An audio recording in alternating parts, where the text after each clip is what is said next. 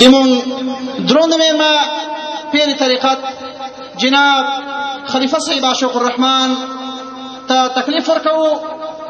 او دعوت ورکو چې د سټیج مخې ته تشریف راوړي حاضرین ورونه په خپل عالمانه وینا باندې مستفید وګرځوي. جناب خلیفہ صاحب عاشق الرحمن مد ذلهم العالیه.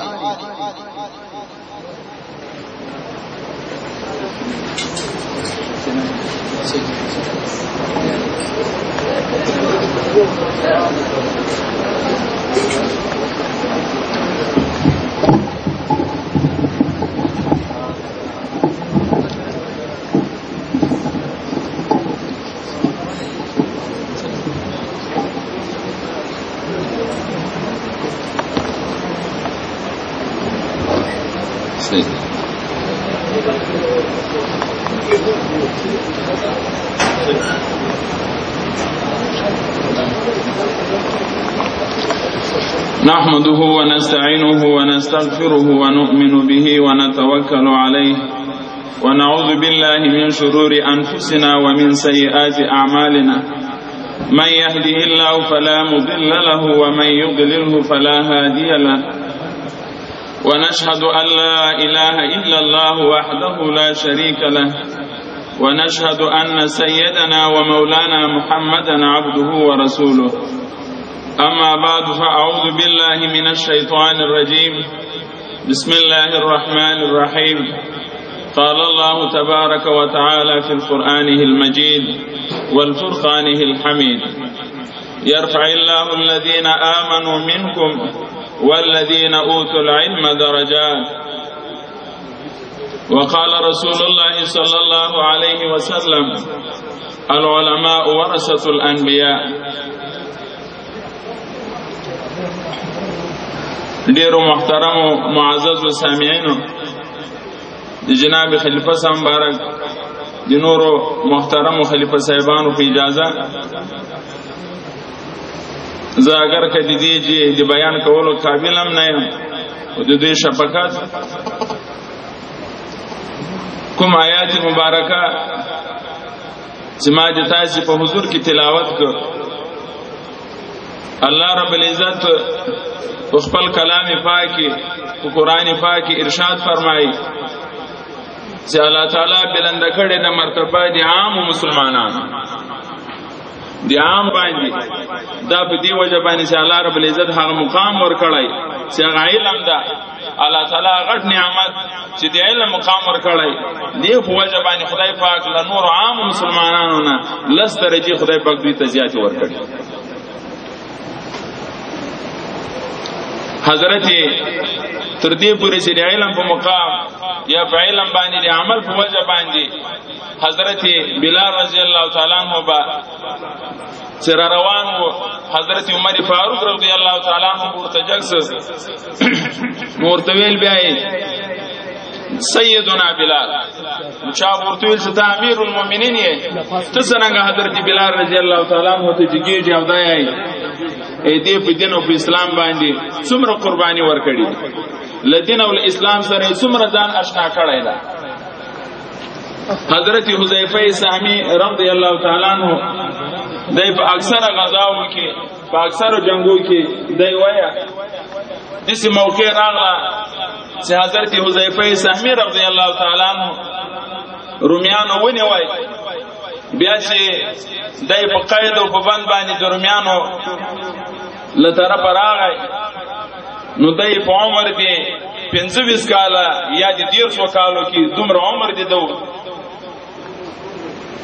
د روم پاشا د په قید باندې خبر سو نو هغه راغی او دا یای سوزل لری په باندې تیریږم د حال او کیفیت ګورم چې د رسول الله صلی الله علیه وسلم بارک صحابي ته د څه شان او کیفیت ده. کله چې د روم پاچا لری په باندې تیریدا کوي نو د دو حسن اشایس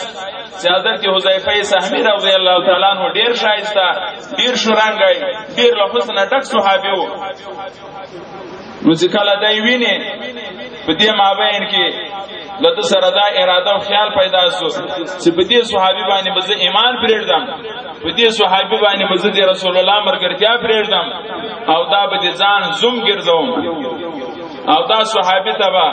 زه خپل لور ورکوم، ځکه ډیر شایسته، ډیر شرنګي، ډیر ښه صورت لري. کله چې حضرت حذیفه سهمی رضی الله تعالی عنہ پاچا راوښته، نور ته یې چې دمشق په جیل کې راغلی، دمشق په قید کې راغلی، ما چې والا الله بل څوک دې اخلاص والم نستا او څوک به اخلاصي.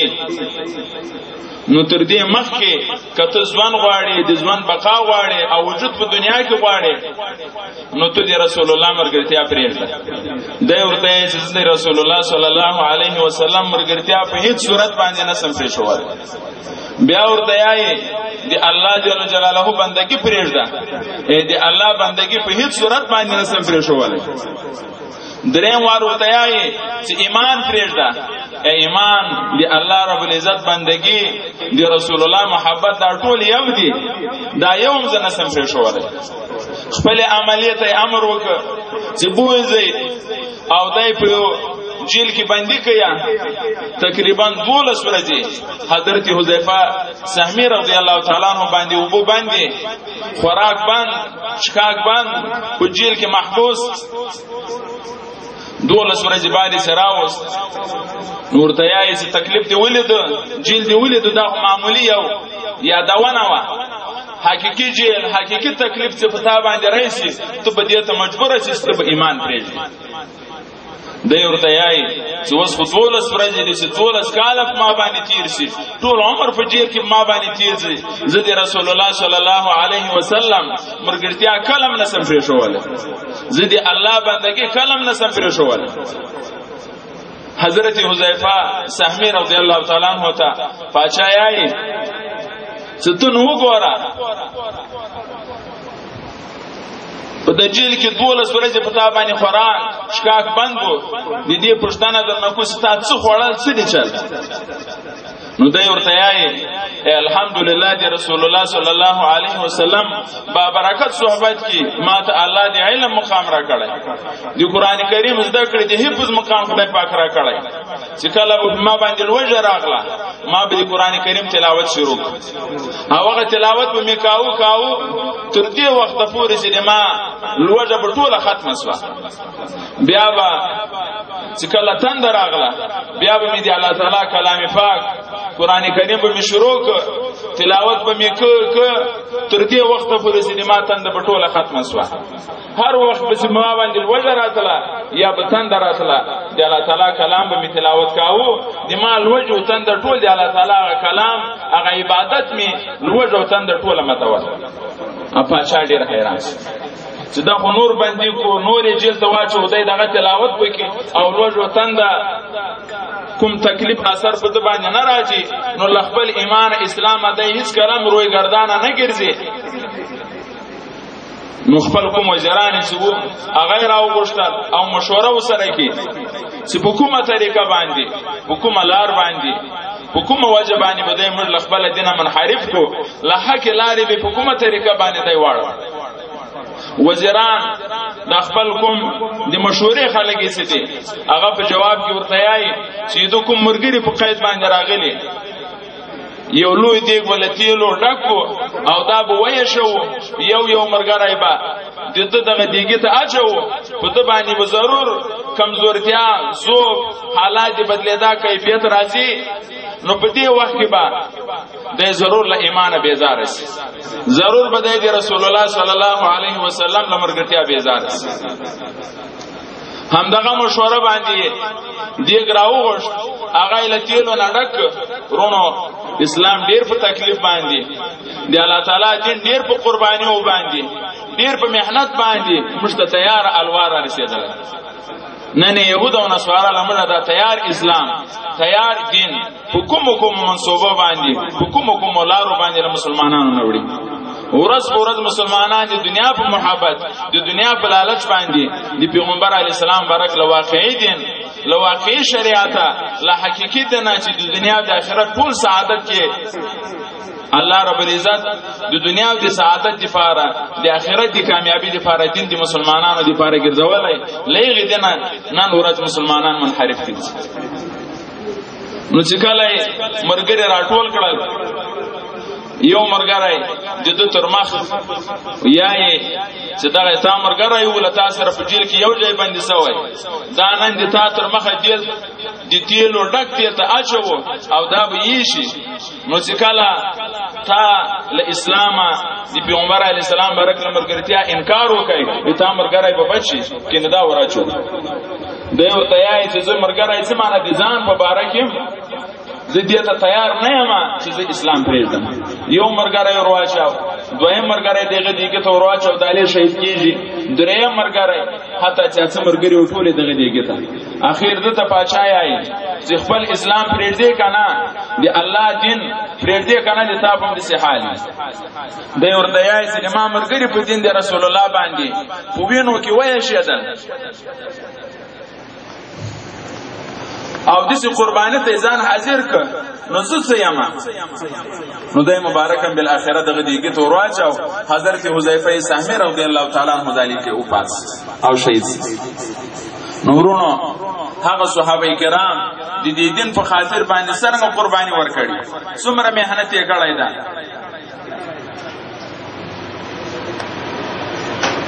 ترڅو په مسلمانانو کې علماء سره له مشایخ سره له نیکو خلکو سره صحبت او تعلق کې الله رب العزت بیغه امت باندې بیغه علاقه باندې بیغه خلکو باندې خدای په عذاب او فتنه نه راوړي حضرت عمر فاروق رضی الله تعالی عنہ دایبو په یو سفر باندې روان ده نو ترایس د تند په حالت کې یو طرف ته بل طرف ته ګوري چې چیرې وب پیدا سي دی وب کوم صورت نه پیدا کیږي لری ورما ولیدله حضرت عمر فاروق رضی الله تعالی عنہ ورغای درمه والته یای شدیر باندې خرڅ ک قیامت به در کم ډیر تر یما چې تند می ماته سي ا دې شودو ورته یای شدی به مې ضرور درکړې وي څنګه به خامخا څنګه به لیکن دا شدی د معنا دي زشپون یما مزدور یما او دغه د ما د مالک دغه زیدي زه خالی رما بیا یما نو دیغه به اجازه زتا ته شدی نه سم درکواله حضرت عمر فاروق رضی الله تعالی عنہ حیران شو شپون سړی دومره تقوادار یو دای د یو زیم په مابین کې یو الله موجود ده حتی دا شدی را کوایم سي مالک په خبره دایم نسی دیغه باوجود بده کې دومره تقوا او دینداری موجود ده حضرت عمر فاروق رضی الله تعالی عنہ لپاره د دې ځای یو څنور اختبار او امتحان د ازمیښت لپاره ورته یو بل مشوره به درکمه یو بزه په ما باندې خرڅه کا شدی به میتند ماته کې غوښ به هغه مخرمه تا ته به قیامت درکم کچېری چشتان دې پښتنه ده نه وکړه ته په جواب کې دا ورته ویا چې هغه بزه لیوانو وخړه چشتان په تاسو څو ګوري چې دا بزه چیرې وړلې په کوم ځای کې وړلې نو ضرور تا ته کوم تکلیف نه پیدا کیږي یو بزه په ما باندې خرڅه کا نو هغه شپون ورته یای چې په عین الله یعنی خپل چشتن خو به خاموش کم هغه خو به دا خبره باندې یو څه سکون او قرارواله ورکم لیکن کله چې دایلما هغه حقيقي مالک هغه په هر شي باندې حاضر او ناظر الله چې د ما هر کیفیت هر ذره ویني نو هغه به په چی باندې په کوم عذر باندې زه هغه خاموش کوم الله رب العزت په حضور کې غوډه دما حساب او کتاب را نه کیږي او د دې ټول معلومات الله په نيز باندې ستا نو حضرت عمر فاروق رضی الله تعالی عنہ ورته یای چې ایش پونه چې ترڅو پرې د تاونی انسان په دې علاقه کې موجود دي د الله تعالی عذاب او فتنې په دې علاقه کې ناراضي کاش کې دې خدای ویریدون کې خلق دې الله تعالی دی خوف احساس موجود وای دې محبت دی رسول الله له خلکو سره موجود وای نو په دې علاقه باندې به خدای پاک ډېری فتنې باندې کوي دی الله تعالی چې چیرې نیک دوستان نیک خلق چیرې موجود دي دیغه په وجه باندې خدای پاک ډېری بلاوي لږه علاقه نه بندي حضرت عمر فاروق رضی الله تعالی عنہ د ورځې بیم د په خپل دور د خلافت کې ګرځیدای د مسلمانانو حال به معلوماو د شپې د مالیبم ګرځید. یو ورځ حضرت عمر فاروق رضی الله تعالی عنہ د شپې د مالی ګرځي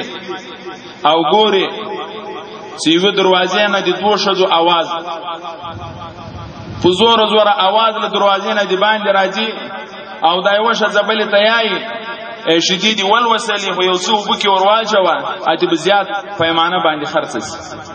بل شذ چې دا هغه ورته یای حضرت عمر فاروق رضی الله تعالی عنہ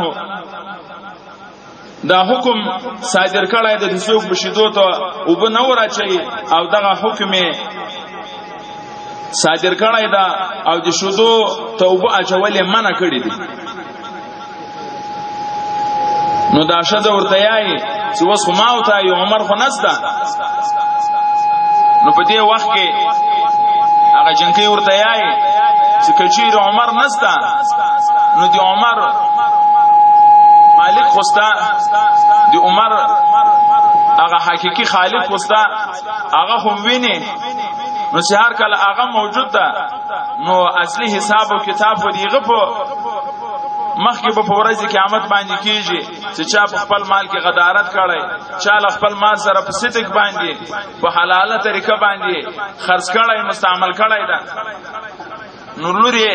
نو یو شذ په یو طرف باندې بل شذ په بل طرف باندې لګیا دي د شذو په باره کې زبور ورواچو کني ورواچو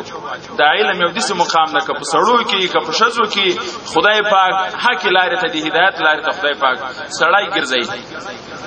لباطل لارنا لناروا لارنا خدای پاک سړی ساتي او خدای پاک د مسلمانانو دین ته واپسواله راوړي. نو چې هر کله لوري حضرت عمر فاروق رضی الله تعالی عنہ دیږي چې پښتنه کې ادا څوک چې د आवाज راځي نور ته یای ادا چې وو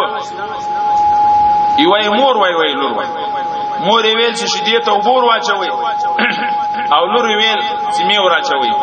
حضرت عمر فاروق رضی الله تعالی عنہ د شپې دا ټول کیفیت ورته معلوم وو. د ورځې خطر ولېږه خطبه د نکاح ولېږه چې دا زه عبد الله ابن عمر ته دغه جنکی په نکاح باندې کوم. نو هغه عبد الله بن عمر رضی الله تعالی عنہ ته په نکاح باندې وکړه. لېغه نبی عمر بن عبد العزيز چې پنځم خلیفہ د مسلمانانو خدای پاک لېغه نطفینا لېغه پاکیزه ځواننا دیغه مسلمانانو له مقدسه هستنه خدای پاک پیدا کړ.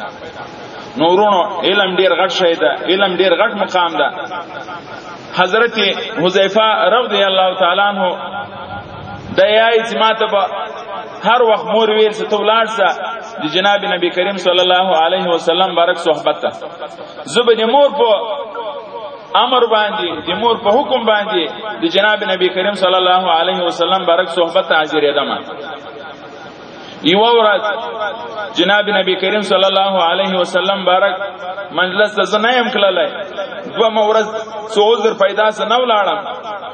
په دریم ورځ باندې مور میای اتری پیغمبر علیه الصلاۃ والسلام بارک صحبت یا مجلس تکللای نو ما ورته ویل چې نن زما د مشام مزبه جناب نبی کریم صلی الله علیه وسلم بارک سی وکم نو دا راته دا دومره ورځ ویل نه کړلای. نو ما ورته چې دا عذر مور می سخت راته وخښمه ده ډیر په قهر او ډیر بدر دي راته ویل. په اخر کې موریای چې خامخا ولاړسه چې جناب نبی کریم صلی الله علیه وسلم بارک صحبت کې یو څه ضمانت یې راکړه. ورونو د خوا زمانه د مندو د پلارانو د اولاد د دې مجلس وته د دې جوړه ته دې لپاره ورکاو چې دویم د اخرت او د ایمان د ساتنې د ایمان او د اخرت ګټه کېوا او خپل هم د ایمان او د اخرت ګټه کېوا. هغه مجلس خدای پاک سبب د مغفرت د والدینو د فارم ګرځاو. نو حضرت حذیفه رضی الله تعالی عنہ یای چې کله د جناب نبی کریم صلی الله علیه وسلم بارک مجلس تراغلم او دل مشان منځ می په جناب نبی کریم صلی الله علیه وسلم بارک سی وکای د معمول موافق پیغمبر علی السلام بارک سل مزو کده د کور په طرف باندې روان ده. نو په دې وخت کې جناب نبی کریم صلی الله علیه وسلم بارک سی کور ته ورسېد مخ یې راوړو اے حذیفه الله دې تاسو بخشي او دې تاسو دې مالاو بخشي. ځکه حضرت حذیفه رضی الله تعالی عنہ راغی مور ته یای چې ا دې یای مورې ما جناب نبی کریم صلی الله علیه وسلم بارک دې تا یادونه نه وکړي لیکن دیغه باوجود پیغمبر علیه الصلاۃ والسلام بارک تا او ما ته دعا وکړه نو مور یو ته ای حذیفه زه خو دې لپاره ترتان سره پیغمبر علیه السلام بارک مجلس ته ځه چې هغه سبب د مغفرت د ما د تا د ټول کور سبب د مغفرت ګرځي سبب د رحمت ګرځي نو تر دې واقعې لاندې کتاب لیکي چې نیک مجلس ته ش مجلس ته د مور او پلار اولاد لزان سره بیاي دغه ترغیب دی ورکي بیا دې مجلس ته چې د علماو د فضلاو دستربندي کیږي یقینا کوم واقعې کوم خوبونه چې مرګور لیدلی یای بیانوي دغه مجلس سبب د مغفرت د ټول علاقې ده هغه خلک چې راځي دی غوړي لپاره سبب د مغفرت ده او هغه خلک چې خالد مجلس ته اگر که په بل نیت باندې راغلي جناب نبی کریم صلی الله علیه وسلم برک حدیث شریف ده چې لا یشقى جلیسهم دې مجلس ته چې دی علمي د ذکرې د مسلمانانو دیو ځای کې د رحمت مجلس دی پیغام مجلس کې آغا کیناستون کوي خدای پاک نه بدبخته کوي الله تعالی یې غتم بخښنه کوي خدای پاک هغه صالح ګرځي ابو رافعی ورونو دی علماو د طالبانو د مدارس څومره قدر څومره محبت څومره اخلاص څومره همدردی سره مسلمانانو سره موجود دی دوی دی پوښي چې د موږ د کامیابی د سعادت د خدای د رضا لاري مشترک خلاصي او څومره سره مسلمانانو سره زیات تعلق له مدارس او علماء سره پیدا کیږي دوی دی پوښي چې موږ ته د الله تعالی خاص د رحمت لار اخلاصي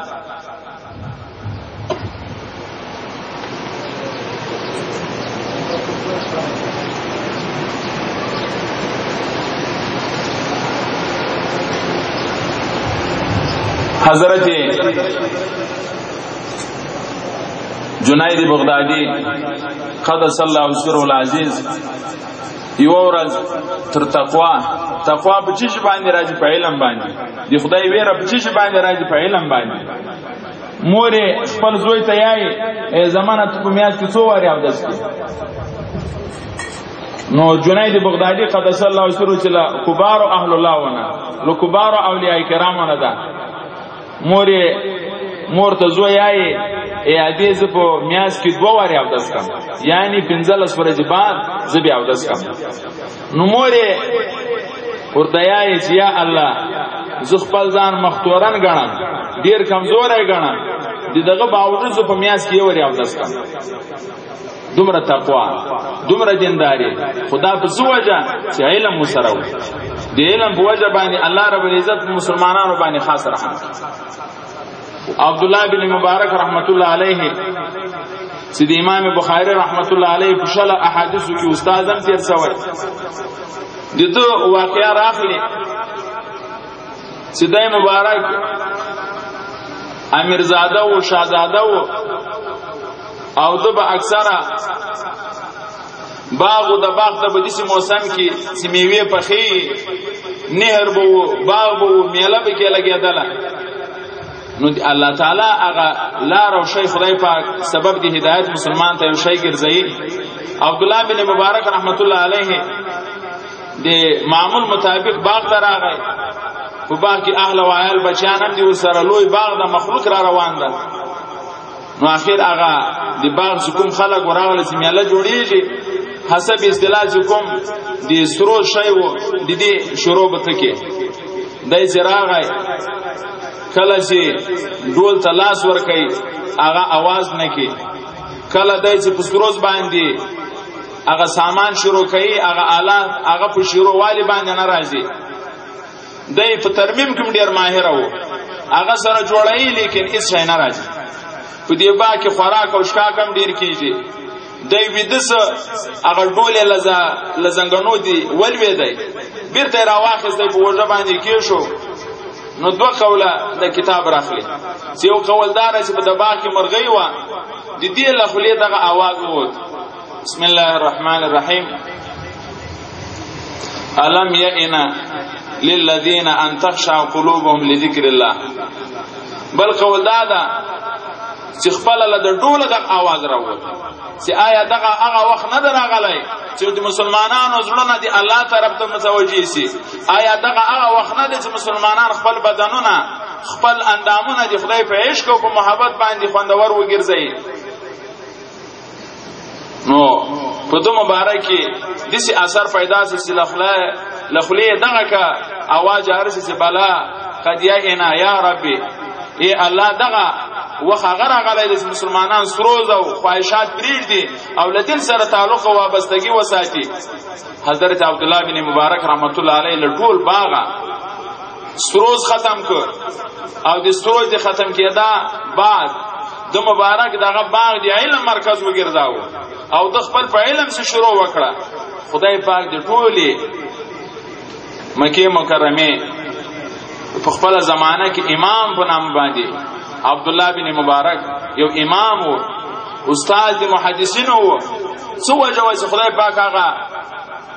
دی علم په وجه باندې دی علم په کیفیت باندې خدای پاک دا مقام ورکړ عبد الله بن مبارک رحمت الله علیه د مکه مکرمه راوته یو ځای راغی لغه مقام بل ځای راغی خلق سی ګوري یو ځای قبرستان ته راغی نو د خپل اسکته سي او دالی د برکات المنذور سلمان دی وکړه نو ورسته خلک ورته راغلي چې پلانې چې کې د المنذ ونه ک پلانې چې کې د نو کا او دلته دی وکړه دا څه وجه ده المنذ د ومه کړه نو هغه ورته چې نو وجه بیان کا ای المنذ د سړی ارجای کولای شي ټول انځکه د المنذ دی لپاره الله رب العزت مقرره کړی ده او ارجای المنذ روا ده اینا الته دی نو کې پلانې جماعت کې پلانې جماعت کې دلته نو دا ورته یای چې ما ته کشف القلوب د زړه کشف د زړه سترګې مخلاص شوي د قبرستان چې څمړي ورټولو ما ته لاس نه ولای چې دا عبد الله بن مبارک دا ژوندۍ ده کاش کې موږ هم د ژوندۍ وای عبادت هم کړای وای تقوا هم کړای وای د خدای ذکر هم کړای وای او موږ د بیا په دې قبر کې په شمر باندې راغلی وای څمړي چې ورټولو دا تمنا امیدونه ارمانونه کړل لیکن د هیڅ امید او تمنا سر ته نه رسید نو ما چې کله ولیدل چې دوی امیدونه ارمانونه لري لیکن امید ارمان جای ته نه رسیږي نو زله اثر راکته سم چې کله ارمان وکم سر ته رسوي سم ځکه ژوندای نو دغه ځوان د دنیا ځوان هغه ځوان د سپدې کې الله رب العزت راضي کیږي آخرت برابرېږي ایمان جوړېږي او رسول مرګه بیا افسوس هر انسان کې لیکن اس شی په شمر باندې ناراضي بلول داناس یو بزرگ تیر سوی یو مشهوره لکبار اهل الله ونه دای ایدری ته روان ده نو ایدری ته اول ورته بس بازار ته روان ده نو یو بل بزرگ دا ورته سی بلول دانا چیرته ځي ای بازار ته ځم ای په بازار کې څه کې ای د مخلوق جوړه کم له خالق سره بازار ته ځم د مخلوق جوړه کم له خالق سره کله چې بلول دانا څوره جبا دی ولې د څه دی وکړه ای خالق جوړه ته حاضر وای چې د ما عبادت وکي د ما بندگی وکي ما ته په اخلاص باندې راځي سي زب مو بخښم زب د جنت نعمتونه درکم هغه همیشه ځوان به د تاسو برابر کم خالق جوړه ته حاضر و لیکن مخلوق جوړه ته حاضر نه څوک په غلا باندې لګیاو څوک په فراډ او په دوکا باندې لګیاو څوک په فحاشي په دیني باندې لګیاو څوک د مسلمانانو په قتل باندې لګیاو خالق جوړه ته حاضر وای مخلوق جوړه ته نه و حاضر بل لیدانا بل وخت قبرستان ایدری ته روان ده بیا دغه نیک اهل الله د خپل معاصر سره چیرې زبل لیدانا ای وس د خالق جوړه کم د له مخلوق سره د خالق جوړه کم سورج باندې چې بیا ګوري نور ته یې چې څه وکړه ای مخلوق ټول جوړه ته حاضر چې سمړې و ټولو دا ویل چې یا الله موږ ته ورزوند راکا موږ به یو سکند به د تاج رضا بل عمل ونک موږ به یو سکند به له عبادت له تقوا له دینداري نه بل کار ونک موږ به همیشه ایتا په تقوا په عبادت او په بندگی باندې موږ مشغول یو یا الله دې تا نه فرمایي بنکو خدای یو ورته موږ بیا مخ د دنیا ته ولېږي خدای موږ ته دوباره ژوند راکړي خالق جوړی ته نه و حاضر الله رب العزت ورته سما بهترین سرمایه بهترین عمر ګران بها سرمایه می درکړې و هغه هم ضایع کړه خواهشاتو باندې د نفس په تقاضاو باندې نو وس د هر انسان سره د خپل عمل موافق بدله ورکول کیږي د قیامت ورځ د قبر وخت دا د بدلی ورځ دي په دنیا کې څه کړي په قبر کې باغه بدله ورکول کیږي ډیر د خوش قسمتي وخت ډیره بهترینه د موقع ده چې مسلمانان په دې دنیا کې الله راضي کولای شي له الله سره جوړه کولای شي د الله تعالی د رضا لاري طلب کولای شي او د الله تعالی خپل بندگانو ته هر وخت د جوړې لار د توبې لار خدای پاک ورته خلاصه کړي کله چې مرګ راشي له مرګ وروسته نو بیا هر انسان د خپل عمل موافق سزا بو ویني امید او ارمان بو کې لیکن شی به په شمر باندې نه ورسي حسن بصری رحمت الله علیه چا په خو باندې ولید شاګردانو نور دوی سي الله رب العزت څه معاملې د سره وکړه ای الله رب العزت ز په خپل فضل او کرم باندې وبخښلم خدای پاک ماته د جنت مقام او نعمتونه راکړل نو ایسه ارمان او افسوس ای ارمان او افسوس می دا پاتې دي چې کاش کې یو صحنه یو لحظه یو لمحه په سستیا په غفلت کې نه وای تیر کړی کاش کې ټوله ژوندۍ می د خدای په عبادت او په تقوا په دینداري په نیکو اعمالو کې تیر کړی وای نو هغه کوم ژوندۍ چې په سستیا او غفلت کې را باندې تیر شوی هغه حسرت هغه افسوس هغه ارمان ما سره موجود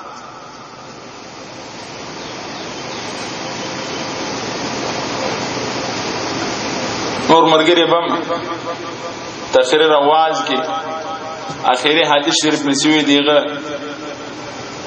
مفهوم او ترجمه ده جناب نبی کریم صلی الله علیه وسلم بارک ارشاد العلماء ورثه الانبیاء علما چې ایدا ورثه دي انبیاء دي یو ورځ ځینې خلک په جماعت کې ناس صحابه کرام یو صحابي دی باندې وته نو د نور ته ولار سي په جماعت کې پیغمبر علیه الصلاۃ والسلام بارک د میراث تقسیمیږي نو کوم خلک چې وی غوړ سي پیغمبر علیه السلام بارک به دغه دا چې میراث به ټول عمر کې نیکو خلکو په دنیا باندې شي نه دی پریش دی پیغمبر علیه الصلاۃ والسلام بارک په نقش قدم باندې د کامل رفتار هغه خلک ټول شي د آخرت لپاره تیاری کړي سليمان فارسی رضی الله تعالی عنہ اې د ځړکدان په وخت کې د مبارک زاړي صحابه کرام ورته یې صلی رسول الله راضي و صلی رسول الله صلی الله علیه وسلم بارک راضي لغه الله راضي تو ولې زاړي دی ورته یې اعمال جناب نبی کریم صلی الله علیه وسلم بارک سره لوز غړای و ادم کړي و پیغمبر علیه الصلاۃ والسلام بارک مشتوی چې تاسو په دنیا کې دسه ځوان دسه وخت یې روي لکه د مسافر ما د مسافر غوندي وخت نه دي تیر کړی یو څه شی می د دنیا دا یو ځای کړی دي صحابه کرامو څکاله د دوم مبارک انتقال وسای د خشکې جنازه وکړلې اور سره چې تو کور وګوري څه مالې پاتې رسیدای دومره زړاو دومره په غم باندې وو تقریبا د شل درې مکه 15 درې مال په کور کې پاتې وو په دې باندې د پریشان وو چې مال الله رب العزت سره لوز کړای دا چې سفر غوندي وخت به تیرې ی مسافر غوندي وخت به تیرې ما د دنیا یو شی جمع کړای مسکاله هغه راځم خپل ته څکاله صحابه کرام راغله په جماعت کې قال الله قال رسول الله دا بیانېږي نو پیغمبر علیه الصلاۃ والسلام بارک میراث د علم پاتې ده بیګاله کسرنګ جناب شمس المشایخ مد ذلهم العالی دو مبارک سی ویل چې یقینا علما وته مسلمانانو ته غټه ذمہ داری دغه چې خپل اسلام خپل عقیده خپل مذهب وساتي او د مذهب ساتنه یا د عقیده ساتنه هغه په دې کې چې علماء سره د خلکو صحبت دي د علماء تقریر مجلس ته راځي د علماء سره کې نستای حتی یو حدیث شریف د صباح نو یو کتاب په نامه د صباح او ذکر د مولانا عبدالحی صاحب رحمت الله علیه یو کې لیکي چې د مجلس چې به کې قال الله قال رسول الله ویل کېږي دی الله تعالی رحمت پی وری او کوم خلق چې خدای پاک دی مجلس ته حاضر کړي دغه خوش قسمتي خدای پاک ور نصیب کړي خدای پاک لدی مجلس هغه خلق خالی نه بیاي موږ ته دی الله تعالی لدی مجلس لپیزاتو لډیری ګټو دی اخرت او دی دین لګټو نام دی خدای پاک بهرمن بوزي په دغه مجلس کې دی الله دی رضا لپاره دی آخرت دی نیکو اعمالو دی زیات توفیق کولو دی پاره الله تعالی دی مشکورو ته په نیکو اعمالو باندې توفیق راکړي خدایم دی پیغمبر علیه الصلاۃ والسلام بارک بنا کشت